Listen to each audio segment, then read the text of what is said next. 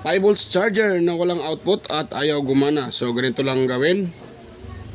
Ganito natin siya i-testing mga ka-viewers. So ito, try natin ito sa outlet. Atin siyang i-plug dito. So wala. Tapos yan. Plug natin at kukunan natin siya ng voltahe gamit yung ating tester. Yan. Para makita nyo na wala talaga siyang output mga ka-viewers. Yan. Ayun. So tingnan nyo po yung aking tester ha. So ito yung dulo ng ating charger na 5 volts. Ayan o. O yun o. Imbis na magre-read siya ng DC output, ang nangyari ay nagre-read siya ng ohms or resistance. Ibig sabihin dahil nagbabaser, shorted po itong charger na to. Kaya ang resulta, hindi nagcha-charge, walang DC output. Yan. So yun po yung problema ng charger na to mga ka-viewers. Wala siyang output DC. Na sana mayroon siyang 5 volts. So ngayon, dahil nagbabaser siya, ibig sabihin, may problema itong kanyang secondary or output niya. Yung pinaka-secondary. So pakita ko sa inyo yung brand niya. Yan po ay tab-top na 5 volts charger. At may nakalagay dyan na output niya 5 volts DC 2000 milliamperes or 2 amperes. So yan. Ito siyang i-open. Tingnan natin kung saan dito nagka-problema. Bakit siya ay nagbabaser lang. So sa aking experience, pag ganyan na nagbabaser yung dulo ng charger natin, ang problema dyan ay nasa secondary. Malamang may shorted dyan na pyesa. Hirap itong i-open. Hirap itong i-open mga ka-viewers. Hindi nasaba yung maliit yung ng tornilyo. Yung groove.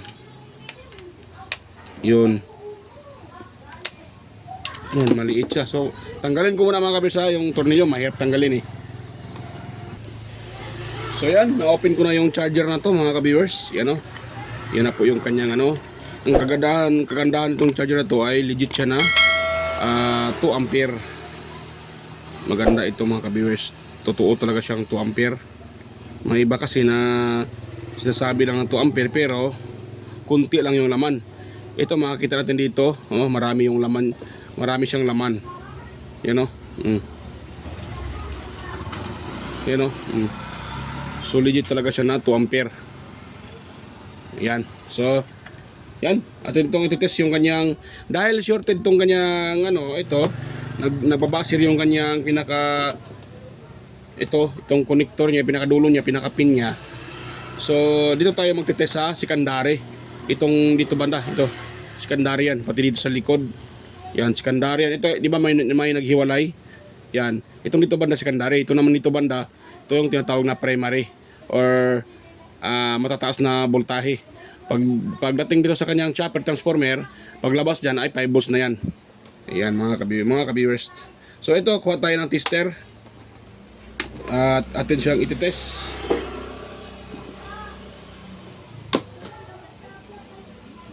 Yan.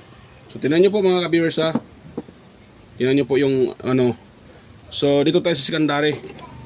So ang ititest natin ngayon dito, ito, dahil sa kadalasan sa na-repair ko, itong diode na to, ito yung kadalasang bumibigay. Itong diode na yan. Yan po ay 3 amperes na diode. Yan, yung diode na yan. So yan po yung ating ititest. Yan natin dito. Dito. Yan. Pag ito nagbabaser, sigurado, yan. Iangat ko pala, putulin ko pala yung kanyang isang paa. Ihang natin para sigurado na matumbok natin yung Tingin ko ito talaga problema eh. Yan, ihang natin dito, paputol natin dito mga ka-viewers. Yan o. Yan. So putol na yung paa. At gano'n natin. Ngayon, titest natin dito. Dito, at saka dito.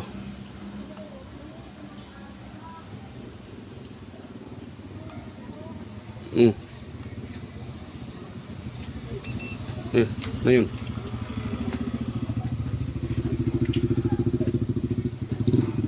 Ayan, shorted yung Ayan o. Shorted yung diode. So, atin siyang tatanggalin mga ka-viewers para makita natin na totoong shorted siya talaga. So, kuha lang tayo ng soldering lead. Tapos, papatakan natin siya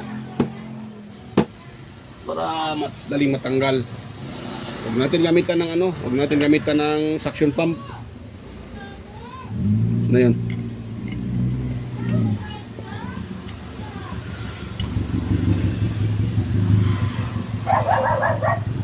Yan. Ito lang ito isa, wag natin ito isang pa, wag natin yan tanggalin. Dito lang tayo sa kabila. Dahil itatap pag meron na tayong pisa mamaya, diyan natin itatap. Kaya hindi natin siya tatanggalin. Ingay ng aso na to. Maingay yung aso mga ka-viewers. Yun, nahulog pala yung saan yun? Nalimbarok na yun, nahulog pala yung diode ha. Taka ako hindi ko nakita, nahulog pala agad, yan o. So yan po yung ating palitan. Ito na yung may butas. So ito na yung dulo niya. Atin lang yan yung butas para yun.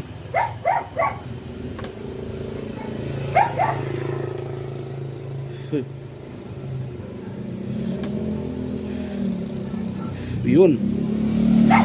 Yun na yung butas. Para hindi tayo mahirapan mamaya pag insa ulit natin.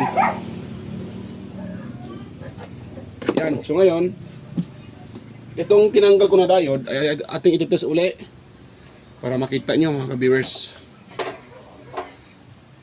Yan o. So tingnan natin kung totoong shorted siya. Ayan o. Hirap hirap mag-test ito. Ayan o, shorted talaga siya mga ka-viewers. Yan, pakita ko sa inyo yan o. Shorted talaga yung diode na yan. Dapat hindi siya magbabaser. Dahil nagbabaser siya kaya shorted. So yan po ang dahilan na walang output yung ating charger dahil kinain nito. Nangangain to ng supply pag ito ay shorted. Yan o. Kaya walang output yung ating charger. So ito yung ipapalit ko dyan mga ka-viewers. Pareho lang sila ng laki. So ito ay 3 amperes din. At ang kanyang number ay IN5401. IN5401. Yan. Ito namang tinanggal natin SR siya, SR5401. Pareho din sila 5401 SR. So pareho lang yan sila. So ngayon, ano yung ating circuit to mga ka-viewers na. Yan. So ito yung circuit niya. Ito yung saan ko tinanggal. Itong natira na to ito dito. Saan naman yun? Ito. Dahil ito ang output ng ating chopper transformer. Yan.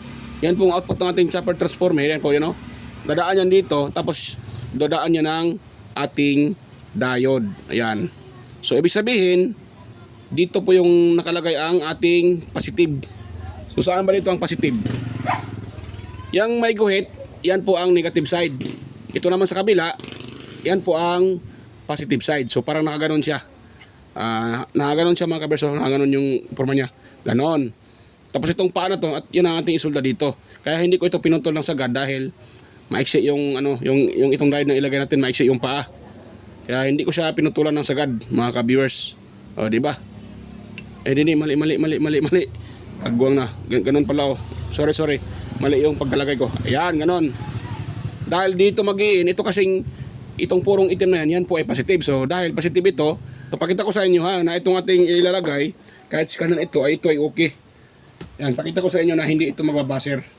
Baka naman sabihin ng iba na sira din itong aking ilagay. So ito ito lang pala. Yung tester ko. Tapos okay yung tester Ayun. Good yung tester, nagbabaser So yan, titest natin ito. Dapat ito ay hindi magbabaser. O yan o. Yan o. Nagbabaser, wala. O di ba wala? Ang nare na natin ay ohms value na 120 or 530. So dapat pag atin tong i-reverse, dapat wala siya. Yan o. Ito, hawakan ko. Ito, bakit siya maano, mga kabirsa? O yan, wala, di ba? Wala yan siya. O, tinan niyo pong tester, o, wala. Walang reading. So dapat pag i-reverse natin ito, mayroon na siyang reading. O, di ba? O, yan o. O, di ba? Pero hindi siya nagbabaser.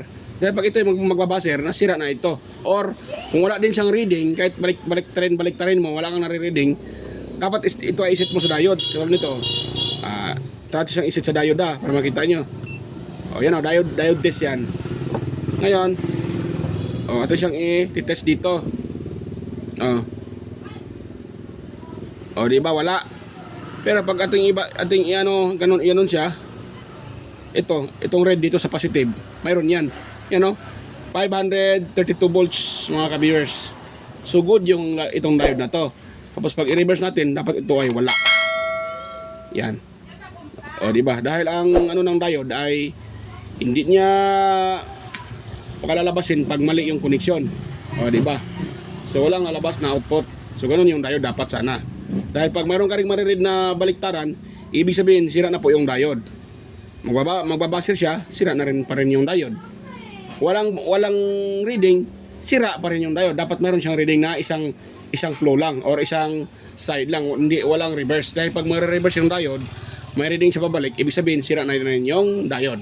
Kung wala din siyang reading, pareho siya baliktaran, walang reading, ibig sabihin ang tawag dyan ay open. Yan. So ito na mga ka-viewers, ilagay natin tong ating pyesa na pangpalit. So ito ay sikanhan lang ha. Yan, sikanhan lang itong nilagay ko dahil wala akong kaparehon ng itong klaseng diode na bago. So dahil meron akong sikanhan, kaya kanya nalagyan natin ito. So itong parang may silver, dyan itong ilagay natin dito. Yan, para yung flowing ng voltahe ay papasok siya. Yan o, dahil nga ito ay positive siya dito. So itong niya, ito positive yan. So ito ay ibibint lang natin. Lang muna ha. Paano ba ito ibint? Bint ko muna mga kabirsa. Para nakalimutan kong ibint kanina. Ganon. Yan. Tapos ibaba pa natin sa mga kabis at ibang babaan para magtugma yan dito, magtapat yan sila. Yan, ganon o ganon. Yan, ganon. Tapos susuldahin natin dyan mga ka-viewers.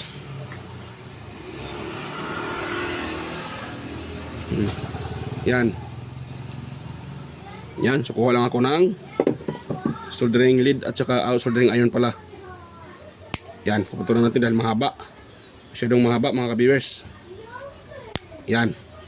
So ngayon, hindi mo nang lihaan para magkaroon siya ng kontak. Dahil medyo nangitim tong kontak ito dito.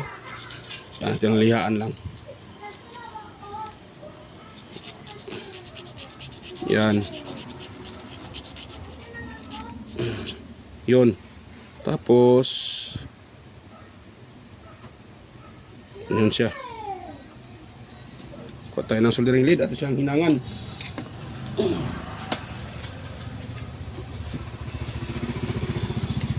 So kung mayroon kayong 6 amperes na diode, mas malaki pa dito konti, mas maganda yun mga ka-viewers. Pero kung wala naman, pwede lang naman tong ganito dahil magkapareho din naman sila. Huwag naman yung maliit. Dahil pag maliit, madaling bumigay yun. Yan, pag maliit yung ilagay nyo, yung mga 1.5 o 1 amperes, hindi kakayanin yun mga ka-viewers. Dapat makapal yung ilagay nyo. Dapat ganito din. Saan na yun? So dito ma tayo.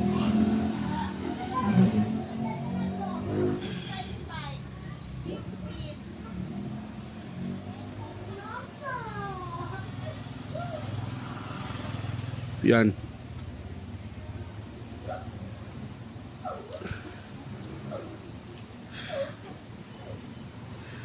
Tapos dito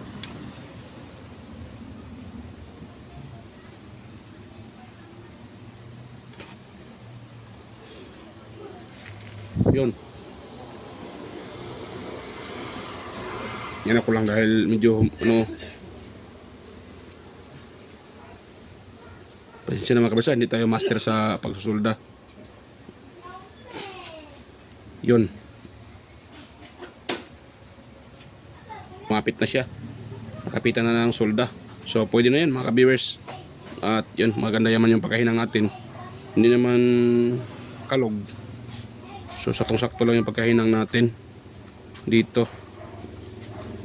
So yan. Itong yan mga ka-viewers at itong tawag dyan.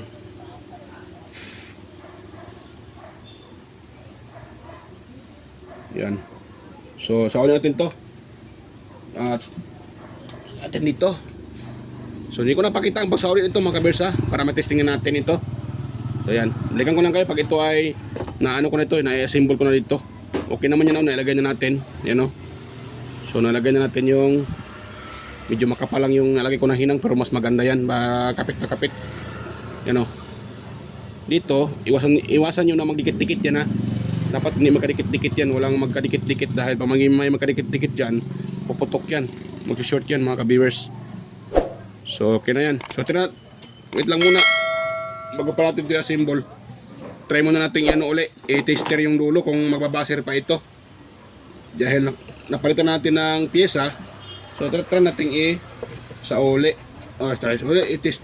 I-tester yung dulo ng charger. Ito. Kung kaya nakita nyo kanina nagbabaser. So try natin ngayon kung magbabaser pa ba itong dulo niyang charger. So set ko na sa yan. Na yun. Yan. Naka-auto tayo. So tingnan natin ha. Okay, tester ko. Yan, good naman yung tester. So ito dapat ay hindi magbabaser mga kabirsa, yung dulo. Ayan, wala na oh. Oh, di ba oh? Oh. Oh, wala na. Di ba? Wala lang baser.